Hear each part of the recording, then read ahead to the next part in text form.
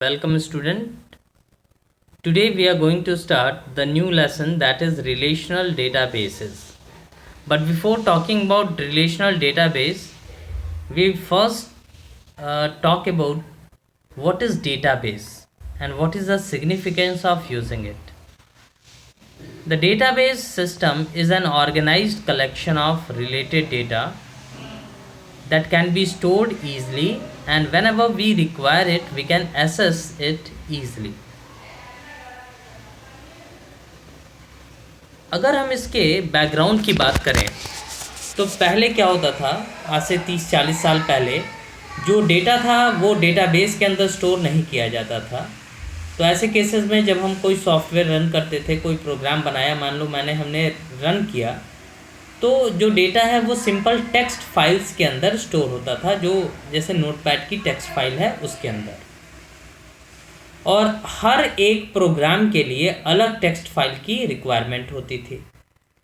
तो अगर मान लीजिए एक बड़ा सॉफ्टवेयर बनाया गया है, तो उस सॉफ्टवेयर में अगर मान लो 10 या 15 प्रोग्राम हैं, तो हर एक प्रोग्राम के लिए अलग अलग टेक्स्ट फाइल बनती थी और उन टेक्स्ट फाइल के बीच में कोई रिलेशन भी नहीं होता था। वो सब फाइल्स क्या होती हैं, एक दूसरे से सेपरेटेड होती थी। तो इससे दो प्रॉब्लम्स हमारी एराइज होती हैं। पहली प्रॉब्लम ये है कि मानो कि अगर कोई बैंक है XYZ और उस बैंक के द्वारा कई सर्विसेज प्रोवाइड की जाती हैं, जैसे वो मॉर्गेज लोन देता है, पर्सनल लोन देता है, व्हीकल लोन देता है, उसके अंदर हम सेविंग्स अकाउंट ओपन कर सकते हैं, हम FD कर सकते हैं, हम करेंट अकाउंट ओपन कर सकते हैं, हम सैलरी अकाउंट ओपन कर सकते हैं। तो ऐसे केस में क्या होगा कि उस बैंक के रिलेटेड जितने भी अलग अलग फंक्शन हैं उसके लिए अलग अलग प्रोग्राम्स बनाए जाएंगे। मतलब एक प्रोग्राम बनेगा सैलरी अकाउंट मैनेज करने के लिए, एक प्रोग्राम बनेगा सेविंग अकाउंट के लिए, एक प्रोग्राम बनेगा मॉर्गेज लोन के लिए, एंड सो ऑन। तो अगर हम फाइल बेस्ड सिस्टम की बात करें, जो पहले होता था कि हर डेटा फाइल के अंदर स्टोर होता है, तो ऐसे केसेस में सबसे पहली प्रॉब्लम ये आती थी कि अगर मान लो कोई कस्टमर है जिसका नाम है मान लो मुकेश, वो आया बैंक में और उसने सेविंग अकाउंट ओपन किया और कुछ दिन बाद उसने पर्सनल लोन लिया। तो सेविंग अकाउंट की डिटेल सेविंग वाले फाइल में स्टोर होगी और पर्सनल लोन की डिटेल पर्सनल लोन वाले फाइल में स्टोर होगी। आगे चल के उसने क्या किया कि पैसा नहीं चुकाया और डिफ़ॉल्टर हो गया।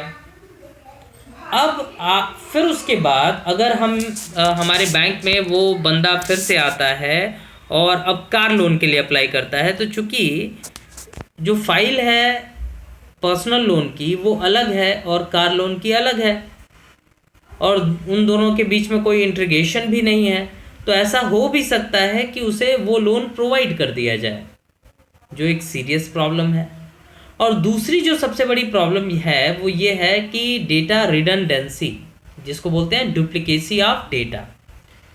जैसे अगर कोई पर्टिकुलर कस्टमर है, उसका सेविंग अकाउंट भी है बैंक में और उसने FD भी किया है और उसने कोई लोन भी लिया है, तो तीनों की तीनों फाइल में उसका नाम, उसका फादर नेम, उसका एड्रेस, उसका बाकी जो बेसिक डिटेल्स हैं वो तीनों फाइल में स्टोर होंगे। डिफरेंस क्या होगा कि तीनों में अकाउंट नंबर चेंज होगा और अकाउंट टाइप चेंज होगा, लेकिन कुछ डिटेल हर जगह पे स्टोर होगी। इससे डेटा की रिडंडेंसी बढ़ेगी, डुप्लीकेसी बढ़ेगी, और डुप्लीकेसी जब भी होती है तो कई टाइप की प्रॉब्लम आती है। पहली चीज़, जो स्टोरेज स्पेस है वो हमारा अननेसेसरी ऑक्यूपाई होगा, और दूसरी जो प्रॉब्लम है वो डेटाबेस एनामोलीज की है। एनामोलीज में होता क्या है कि अगर मान लो कि एक जगह पे उसका रिकॉर्ड में उसने अपना एड्रेस चेंज कराया, जैसे उसने सेविंग्स अकाउंट में अपना एड्रेस चेंज कराया, लेकिन पर्सनल लोन वाले में उसका एड्रेस अभी भी पुराना वाला है, तो सेम पर्सन के दो जगह पे दो अलग अलग रिकॉर्ड हो जाएंगे, जिससे कंफ्यूजन स्टार्ट होगी, and that is database anomalies. So to reduce this or to overcome from this problem, the concept of database was evolved. Now we move to the first topic, that is introduction. See, a database system is basically a computer based record keeping system. The collection of data, usually referred to as database, contains information about a particular enterprise. It maintains any information that may be necessary to the decision making process involved in management of that organization.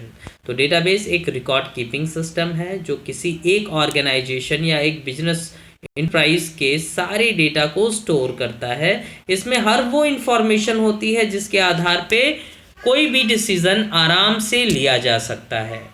अब देखो, decision लेने की यहाँ पे अगर हम example की बात करें तो अगर मान लीजिए कोई एक छोटा सा दुकानदार है, जिसे एक कपड़ा बेचने वाला दुकानदार है, तो अब मान लो गर्मी का सीज़न आ रहा है तो उसे कितने पैसे का, कितने रुपए का अपना सामान खरीद के लाना है, कपड़े लेके आने हैं, उसमें टी शर्ट्स कितनी होनी चाहिए, उसमें ट्राउज़र्स कितने होने चाहिए, उसमें मतलब जो गर्मी में बिकने वाली चीज़ें हैं वो कितना पैसा उसमें इन्वेस्ट करे, वो कैसे पता करेगा?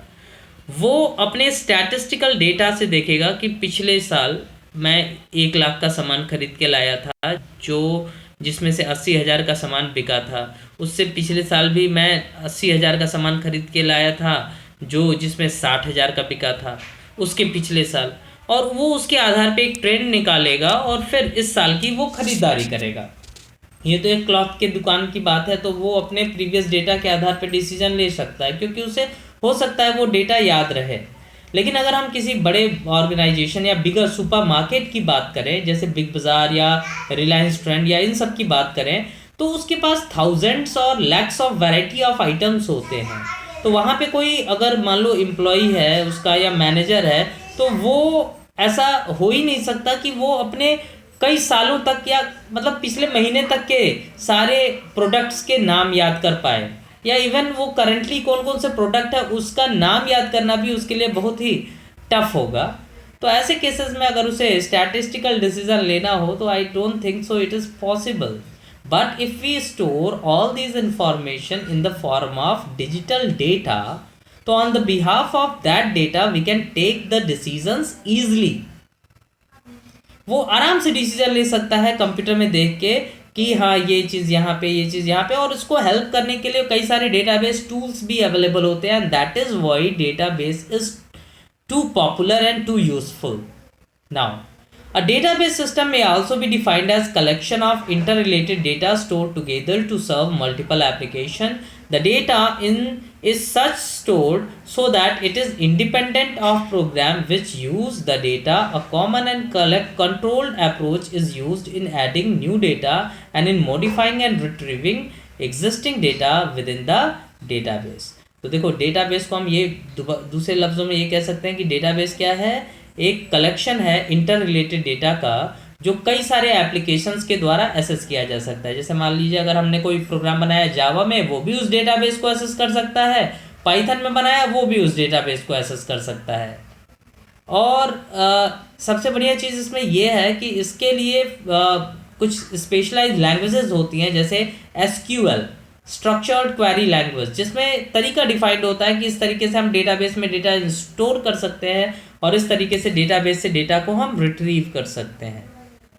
तो अब हम फर्स्ट टॉपिक की तरफ आगे बढ़ते हैं, and the topic is purpose of DBMS।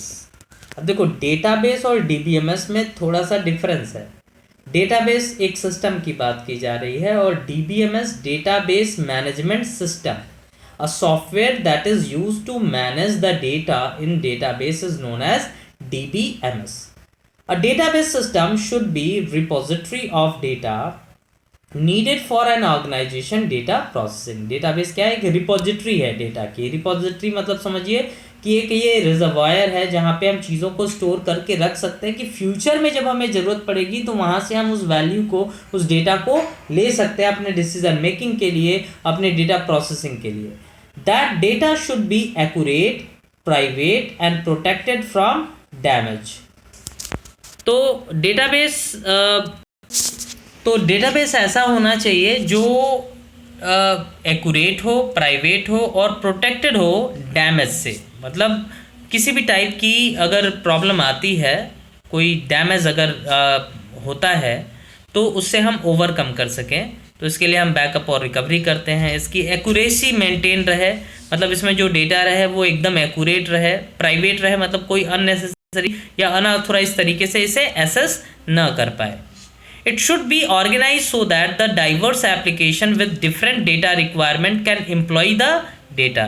इसको इस तरीके से ऑर्गेनाइज किया जा सके कि अलग अलग जो एप्लीकेशन है, अलग अलग तरीके के जो एप्लीकेशन है, सॉफ्टवेयर्स हैं, प्रोग्राम्स हैं, वो इसको आसानी से एसेस कर सकें।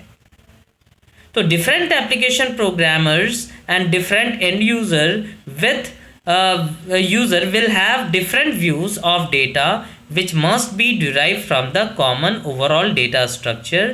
Their method of assessing or searching the data will differ। तो देखिए, एक ही डेटा जो हमारे पास है डेटाबेस में, जिसमें मान लो एक टेबल है जिसमें डेटा को स्टोर किया गया है, तो अलग अलग प्रोग्रामर अलग अलग इंटेंशन से उस डेटा से, डेटाबेस से अलग अलग व्यूज़ में डेटा को गेट कर सकें।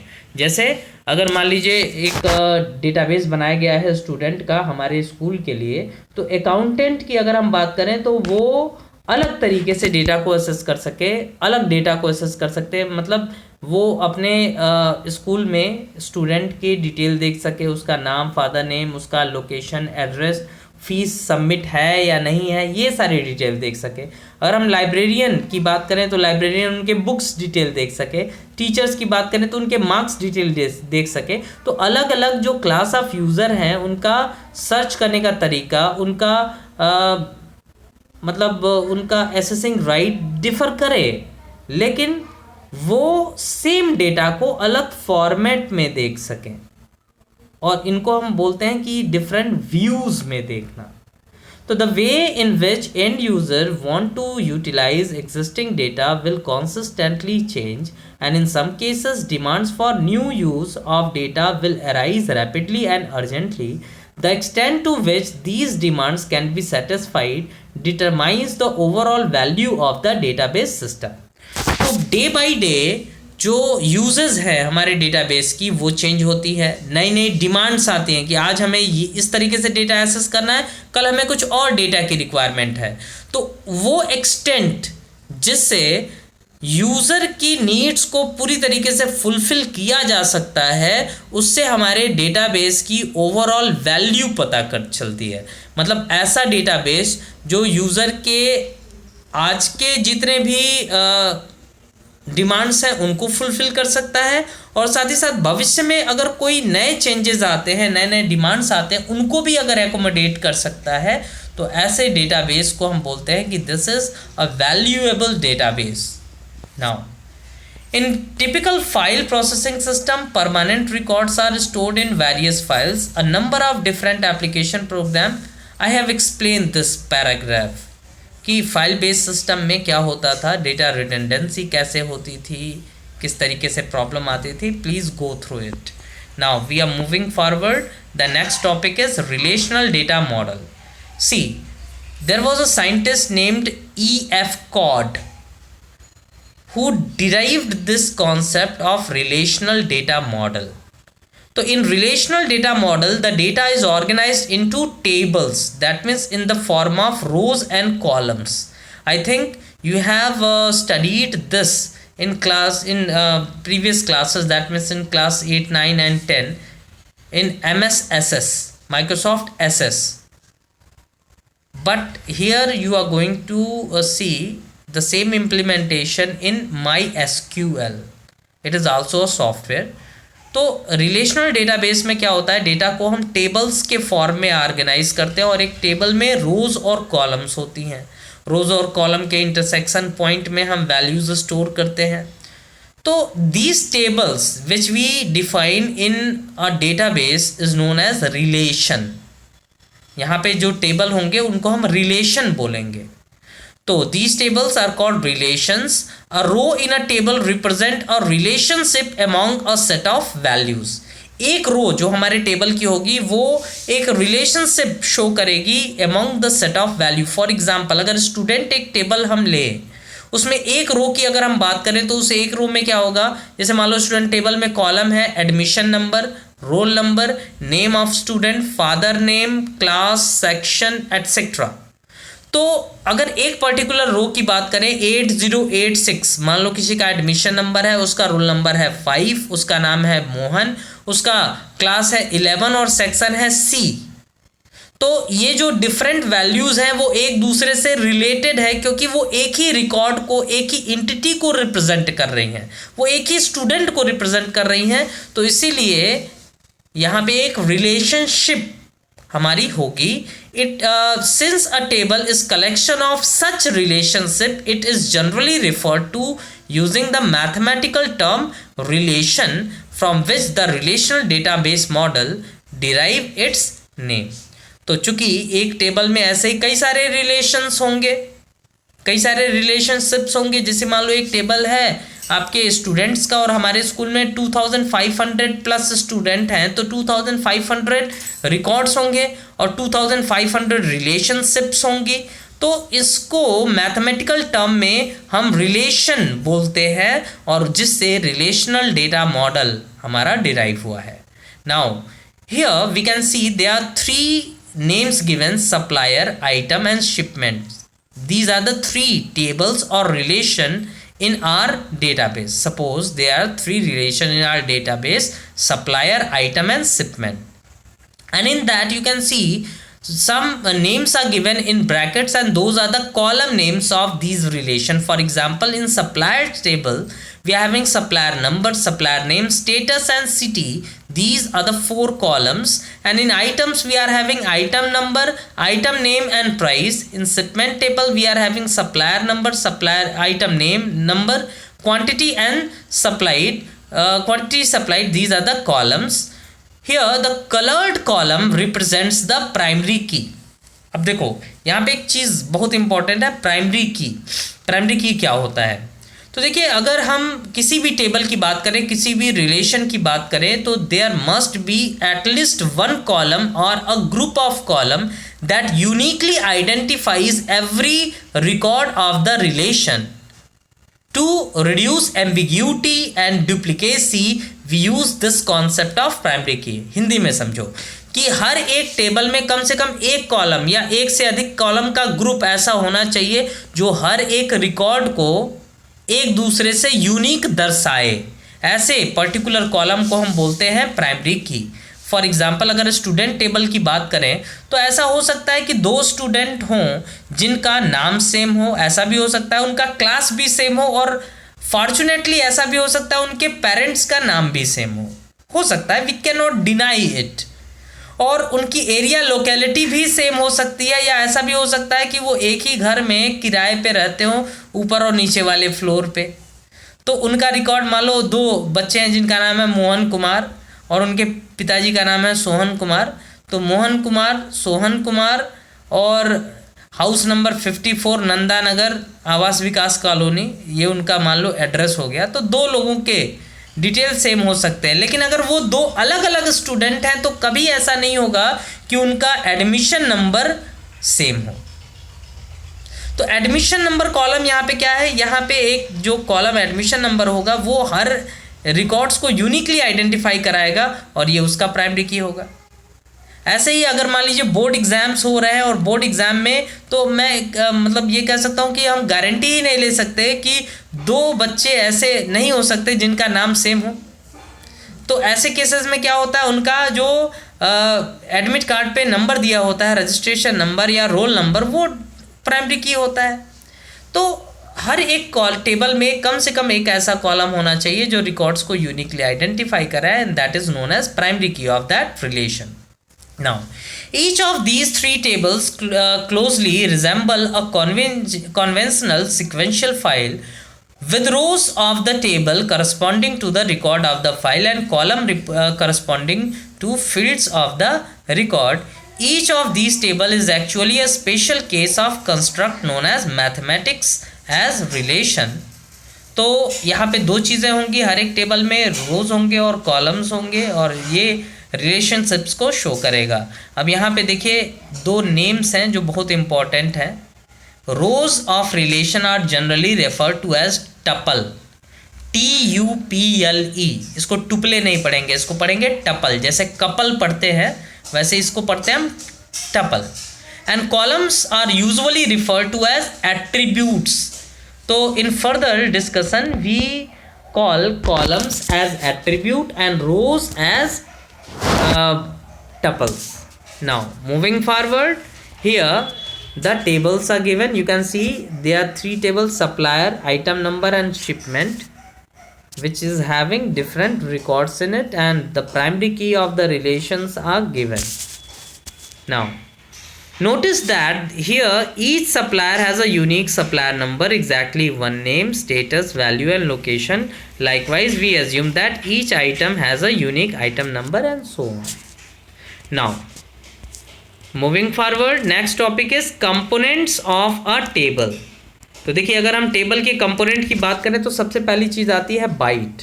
बाइट क्या होती है? स्मॉलेस्ट रिकॉग्नाइजेबल चीज़ होती है हमारे डेटाबेस में। जैसे इस मेमोरी की अगर मेज़रमेंट की बात करें तो स्मॉलेस्ट यूनिट होती है हमारी बिट, लेकिन 8 बिट से मिलके बनता है हमारा एक बाइट। और एक बाइट से हम किसी एक कैरेक्टर को रिप्रेजेंट कर सकते हैं। मतलब every character can be represented in byte, that means 8 bits. तो a byte is a group of 8 bit and is used to store a character. अगर एक कैरेक्टर जैसे मान लो किसी का नाम है राम, तो RAM, ये 3 कैरेक्टर स्टोर करने के लिए हमें 3 बाइट की जरूरत होगी, 3 बाइट मेमोरी की जरूरत होगी। दूसरी चीज होती है हमारी डेटा आइटम। तो a data item is the smallest unit of named data. It may consist of any number of bits or bytes. A data item represent one type of information and is often refers to as field of data element. For example, suppose that अगर हम item table की बात करें तो item number, item name और price, ये 3 field हैं, 3 attribute हैं, 3 कॉलम हैं। अब इन कॉलम्स में जो वैल्यू होगी वो पहली चीज ये है कि वो सेम टाइप की होगी। जैसे आइटम नंबर कॉलम है, इसमें भी देखो I1 I2 I3 ये सब कैरेक्टर टाइप की वैल्यू है। आइटम नेम कॉलम में भी कैरेक्टर टाइप की वैल्यू और प्राइस कॉलम में न्यूमेरिक वैल्यू है। ठीक है, तो ये सीक्वेंस ऑफ कैरेक्टर्स या सीक्वेंस ऑफ नंबर हो सकता है जो कुछ बाइट से मिलके या बिट से मिलके बनेगा, जिसमें सेम टाइप की वैल्यूज को हम स्टोर कर सकते हैं। तो इसे हम बोलते हैं फील्ड या डेटा आइटम। नेक्स्ट चीज होती है रिकॉर्ड। रिकॉर्ड को हम बोलते हैं टपल या रो of the table.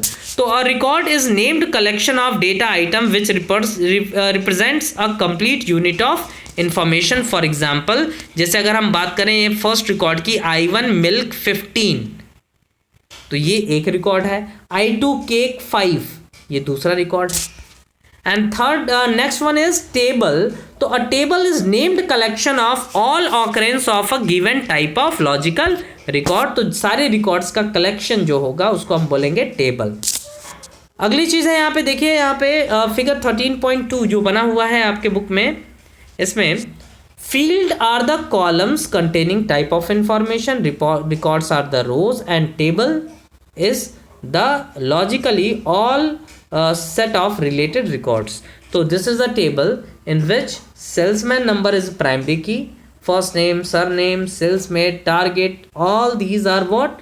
These are the fields, and the line given in a shaded shape is what is a record. तो जितने भी lines हैं, जितने भी इसमें मतलब अलग अलग rows हैं, ये records होंगी और एक एक value जो है वो data item है हमारी। Now moving forward, examples of common relational database management system. बहुत सारे डेटाबेस मैनेजमेंट सिस्टम आज की डेट में अवेलेबल है, लेकिन सबसे ज़्यादा इसमें यूज़ किया जाता है Oracle database, MySQL server, MySQL जो आप इस आगे आने वाले लेसन्स में देखेंगे, इसके प्रैक्टिकल एग्जाम्पल्स देखेंगे। MySQL, IBM DB2, IBM Informix, SAP database, etc. etc. So these are the databases which is available in the market. Some of them are free of cost and some of them we have to purchase. Now Out of these, MySQL, PostgreSQL and SQLite are open source implementation. पहली चीज़ ये जान लो open source क्या होता है। जैसे अगर हम software की जेनरिक टाइप की ना बात करें, मतलब आपने प्रीवियस लेसन में देखा था सॉफ्टवेयर के जेनरिक टाइप्स के बारे में कि सिस्टम सॉफ्टवेयर, एप्लीकेशन सॉफ्टवेयर, लेकिन हम सॉफ्टवेयर को उनके सोर्स कोड के आधार पे, उनके पेड और अनपेड होने पे भी कई टाइप में क्लासीफाई कर सकते हैं। तो इसमें सबसे पहली चीज़ आती है ओपन सोर्स सॉफ्टवेयर और दूसरी आती है proprietary software. Open source software वो सॉफ्टवेयर होते हैं जो फ्री ऑफ कॉस्ट अवेलेबल होते हैं और उनका सोर्स कोड भी दिया गया रहता है। सोर्स कोड मैंने प्रीवियस क्लास में आपको बताया था, प्रीवियस वीडियो में बताया था। सोर्स कोड जैसे कभी भी हम कोई प्रोग्राम बनाते हैं तो प्रोग्राम का जो कोड होता है उसको बोलते हैं सोर्स कोड। तो सोर्स कोड अगर हमें किसी प्रोग्राम का मिल जाता है तो हम उसमें कोई मॉडिफिकेशन भी कर सकते हैं। जैसे अगर आप कोई भी सॉफ्टवेयर डाउनलोड करते हो या कोई गेम डाउनलोड करते हो तो आप उसको केवल प्ले कर सकते हैं, आप उसको खेल सकते हैं, उसको देख सकते हैं, बस उसमें आप कोई नई चीज़ ऐड करना चाहें तो वो आप नहीं कर सकते। और वो इसलिए नहीं कर सकते क्योंकि आपके पास उसका सोर्स कोड अवेलेबल नहीं है। लेकिन अगर हम बात करें डेटाबेस की, तो ओपन सोर्स सॉफ्टवेयर की और डेटाबेसेस की, तो मैक्सिमम जो डेटाबेस हैं जैसे MySQL, SQLite और PostgreSQL, ये सब क्या है, ओपन सोर्स आते हैं। मतलब इनका सोर्स कोड भी आपको मिल जाएगा। अगर आप आगे चल के इसमें कुछ चेंजेस करके इसमें कुछ नया ऐड करना चाहते हैं, you can also do it. तो MySQL is a relational DBMS that can run on virtually all platforms including Linux, Unix and Windows, popular for web-based application and online publishing. Second thing is SQLite. So SQLite is a relational database management system. SQLite is a non-client server database engine. Rather, it is embedded into the end program. It is arguably the most widely deployed database engine as it is used today by several widespread browsers, operating system and embedded system. तो देखिए ये जो database है ये actually MySQL जैसा ही है, लेकिन MySQL जैसा फुल फ्लेज डेटाबेस नहीं है कि ये किसी कंप्यूटर पे, डेस्कटॉप पे सेपरेट एप्लीकेशन जैसे ही यूज़ किया जा सके। ये एम्बेडेड डिवाइसेस के अंदर यूज़ किया जाता है, ब्राउज़र्स के अंदर यूज़ किया जाता है, जैसे मोबाइल फ़ोन्स में, PDAs में हम इसका सबसे ज़्यादा यूज़ करते हैं। फिर हमारा PostgreSQL, तो is a general purpose object oriented relational database model और management system, the most advanced open source database system. PostgreSQL is free and open source software. Its source code is available under the Postgres license, a liberal open source license. Now, next common database management tools for mobile devices. Mobile device के लिए हम कौन कौन से database use कर सकते हैं, जैसे SQL एनीवेयर है, ये पहले यूज़ होता था. फिर DB2 एनीवेयर है जो एप्पल के मोबाइल फ़ोन्स में यूज़ होता है. IBM mobile database, SQL server compact, SQL server compact, SQL server express, Oracle database light, SQLite and SQL base. These are the database systems that can be used on mobile phone devices. Now the next topic is relational model terminology. So there are some terminology derived by EF Code that we our relational model have to follow. The relational model was propounded by EF Code of IBM and has since been acknowledged as a very important concept in database management system. Let us explore the model in detail. The first thing is relation. There are some rules that we have to follow. In general, a relation is a table, data arranged in rows and columns. A relation has the following properties. Every relation must have the following property. The first property is, in a given column of a table, all items are of same kind, whereas items in different columns may not be of same kind. For example, if there is a column named name, so every record in that particular column must be of same type. जैसे अगर वो name column character type का है तो उसमें जितने भी values होंगी वो कैरेक्टर होंगी. अगर कोई कॉलम है हमारा मार्क्स नाम का, उसमें जितनी भी वैल्यूज होंगी वो न्यूमेरिक होंगी, लेकिन एक कॉलम और दूसरे कॉलम के डेटा टाइप्स में या उसमें टाइप ऑफ वैल्यू जो हम स्टोर करते हैं उसमें कोई रिलेशन नहीं होता है, वो चेंज भी हो सकती हैं और सेम भी हो सकती हैं। जैसे अगर एक ही टेबल में दो कॉलम है, नेम और फादर नेम, तो दोनों का टाइप बाय डिफॉल्ट सेम होगा। लेकिन अगर मान लो हमारे पास कोई कॉलम है मार्क्स का और कोई कॉलम है नेम का, तो इसमें डेटा टाइप हमारा चेंज होगा।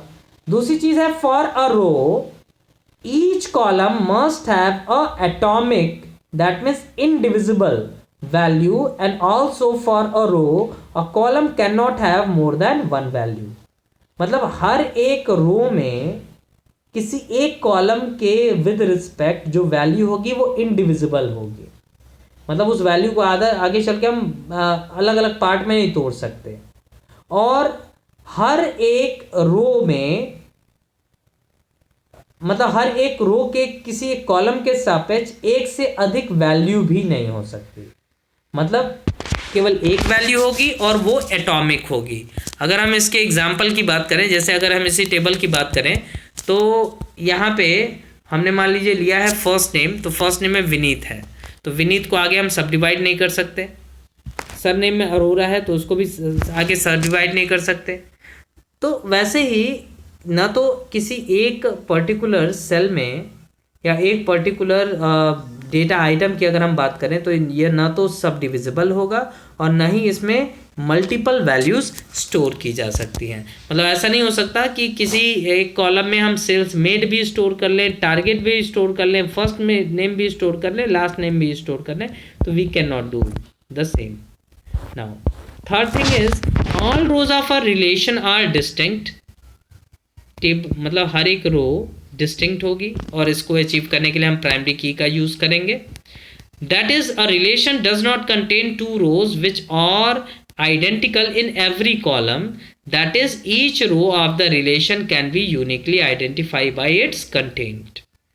There is no order maintained of rows inside a relation। मतलब रोज का ऑर्डर कोई इंपॉर्टेंस नहीं रखता है, किसी भी ऑर्डर में हो सकते हैं। That is we cannot retrieve anything by saying that the row number 5 column name is to be accessed. अगर हम कभी एसेस करना चाहें रिकॉर्ड को तो उनके रो नंबर के आधार पे नहीं एसेस कर सकते, हमें कॉलम नेम के आधार पे क्वेरीज डिजाइन करनी होगी और तब हम उसे एसेस कर पाएंगे।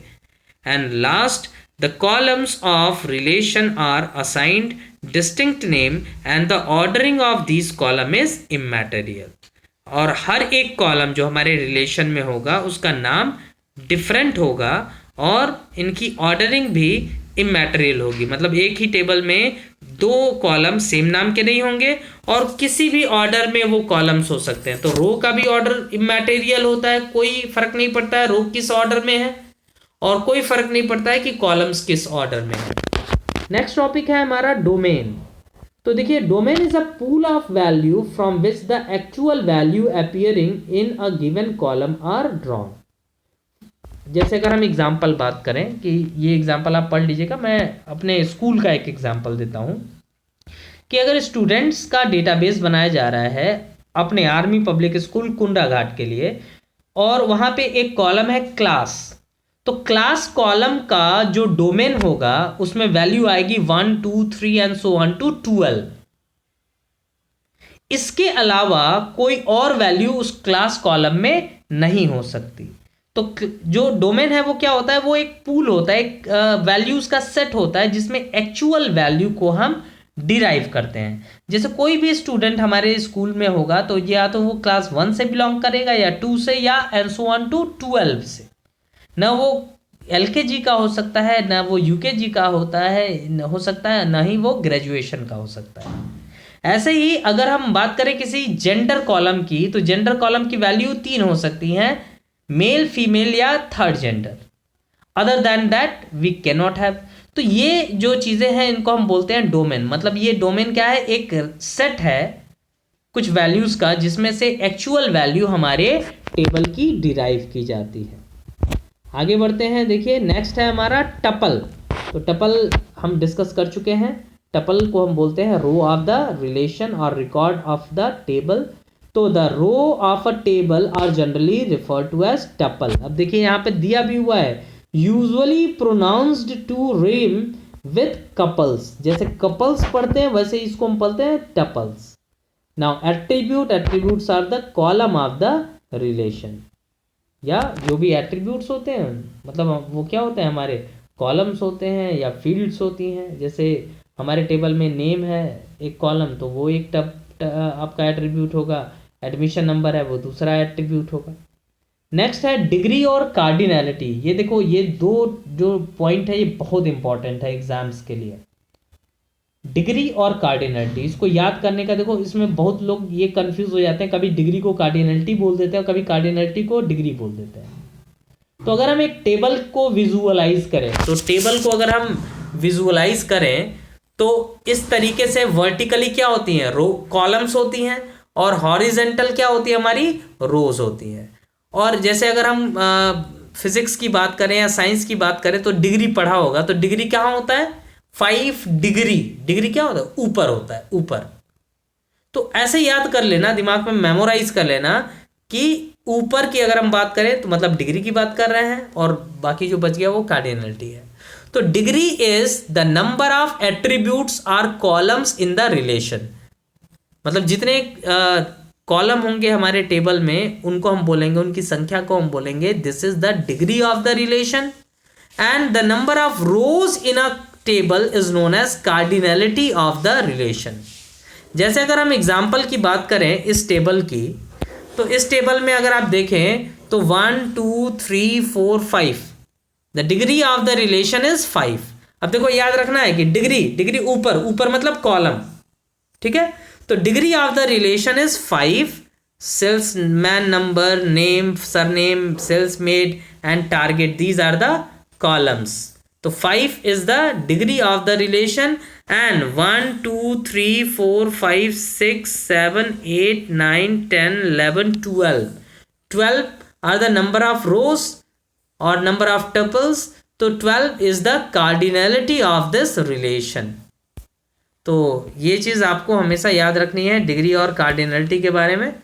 तो कार्डिनैलिटी में देखिए the number of tuples in a relation is called cardinality of the relation, और इसमें आप देख सकते हैं the number of attribute in a relation is known as degree of the relation. जैसे कि एग्जांपल लें यहाँ पे इस टेबल में, तो सप्लायर नंबर, आइटम नंबर और सप्लाइड क्वांटिटी सप्लाइड है, तो इसमें डिग्री 3 है और कार्डिनैलिटी आप गिन के देख सकते हो, ठीक है। तो that's all for this video. In next class we will proceed to the next topics. Thank you.